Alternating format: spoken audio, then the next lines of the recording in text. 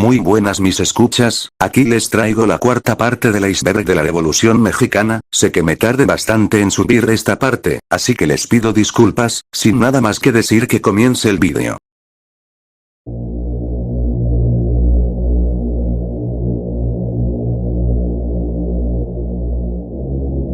Número real de las bajas durante la guerra. A ciencia cierta no se sabe exactamente cuántas bajas hubo en la revolución, ya que unas fuentes dicen que fueron más de 1 millón de bajas más los heridos y desaparecidos, mientras que algunos mencionan que sería medio millón de bajas, o incluso algunos llegaron a decir que llegaron a ser más 5 millones más heridos y desaparecidos, sin contar la epidemia de gripe española de 1918. Fue financiado por Estados Unidos para que México no fuera potencia y debilitarlo. Existe la teoría que la Revolución Mexicana fue financiada por el gobierno de los Estados Unidos con el fin de debilitar a México y evitar que se convirtiera en una potencia. El México de Porfirio Díaz se había convertido en un país bastante próspero, tenía una economía buena, un ejército fuerte y buenas relaciones con potencias europeas como Gran Bretaña o el Imperio Alemán, y viendo esto el gobierno americano, temiendo que México se convirtiera en un rival bastante fuerte, el vecino del norte financió a Francisco I. Madero para que este derrocara a Díaz. Aprovechando que México tenía desigualdades sociales, sería fácil empezar una revolución, así que con esto los Estados Unidos financiaron la revolución para debilitar a México y evitar que este fuera una potencia desde antes que se convirtiera en un rival más fuerte de lo que era con Porfirio Díaz, cosa la cual lograron, ya que México perdió mucha fuerza después de la revolución y no volvió a tener una prosperidad como la del porfiriato, y Estados Unidos mantuvo una hegemonía sobre México que México está muy influenciado por Estados Unidos, ya que después de la revolución se hicieron los tratados de Bucareli, los cuales fueran tratados donde México tuvo que pagarle a Estados Unidos daños a los ciudadanos americanos que vivían en México durante la revolución, pero se cree que en esos tratados México se vio obligado a firmar un compromiso donde se le era obligado a no ser una nación fuerte, y en pocas palabras siendo obligado a ser un vasallo de los Estados Unidos, y la influencia yanqui está en ámbitos como el económico, como las empresas americanas que operan en México con mano de obra mexicana, o incluso en lo cultural con la influencia americana sobre la cultura mexicana con las exportaciones de Estados Unidos, y que muchos mexicanos consumen haciéndonos dependientes del vecino del norte. Aparte, es muy factible que la revolución tuviera una intervención estadounidense desde el principio, ya que recordemos las intervenciones de Estados Unidos en México durante la revolución, como el bloqueo de Veracruz de 1914, la expedición punitiva de 1916, o también recordemos que el derrocamiento de Francisco I. Madero fue planeado, no les servía y les empezaba a perjudicar.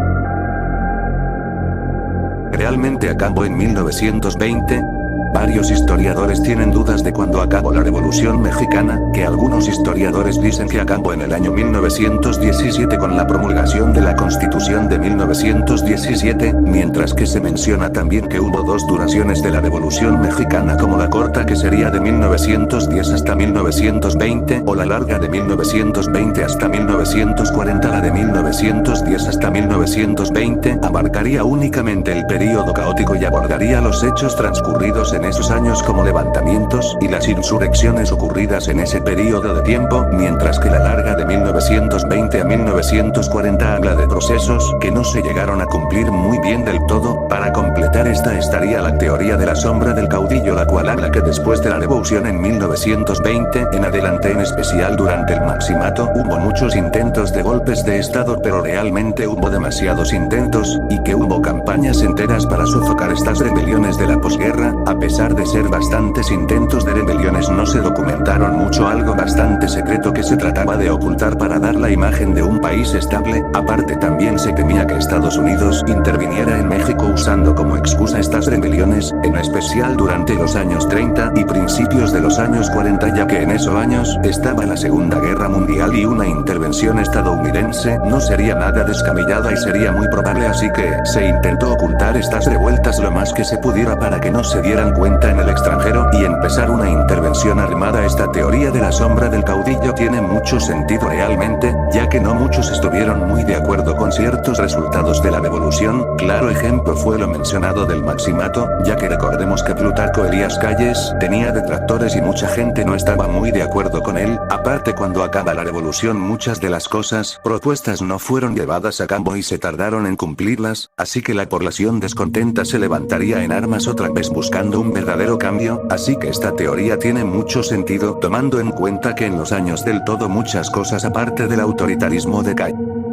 Zapata no murió en 1919, existe la teoría que dice que Emiliano Zapata no murió asesinado en la hacienda La Chinameca en aquel lejano año 1919, sino que este fingió su muerte y aquel hombre que fue asesinado en La Chinameca era un doble del caudillo del sur y Emiliano Zapata huyó a Arabia viendo que la revolución estaba perdida. Aparte, otro fundamento a favor de esta teoría es que se dice que un informante de Zapata le había avisado que iba a ser asesinado en la hacienda Chinameca, así que sabiendo esto Zapata envió a un doble, siendo específico su compadre para que este fuera el que muriera y así los carrancistas pensaran que estaba muerto y de esta manera tener el camino libre para poder fingir su muerte. Una vez logrado esto, Zapata saldría del país y se iría a Arabia a pasar el resto de sus días. Otro argumento a favor de la teoría es que se dice que en varias fotos de Zapata se ve algo diferente, ya que en unas fotos aparece con ropa de manta o ropa corriente, mientras que normalmente Zapata se de charro. Aparte, una de las otras razones por las que se cree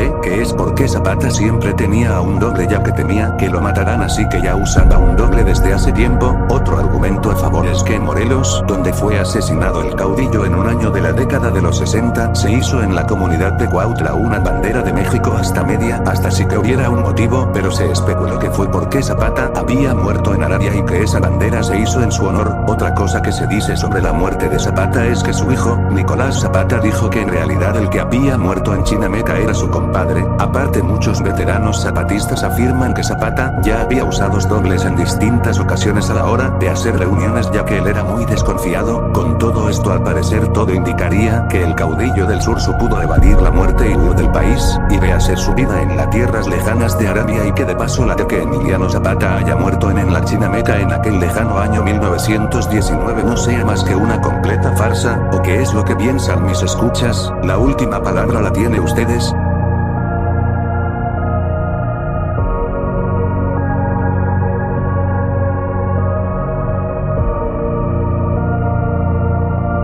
Zapata no era pobre, Emiliano Zapata no era una persona pobre, sino que era una persona clase media. Él tenía tierras que sus padres le habían dado y era dueño de tierras, por ende él tenía algo dinero, de ahí que él vistiera de una manera fina y que siempre estuviera bien vestido de charro. Sin duda es algo curioso que este detalle Zapata se hubiera omitido en los libros de historia, ya que no se le puede considerar algo negativo, sino algo noble que Zapata, aún teniendo tierras, se hubiera atrevido a luchar por los campesinos y guiarlos para luchar la tiranía de Porfirio Díaz.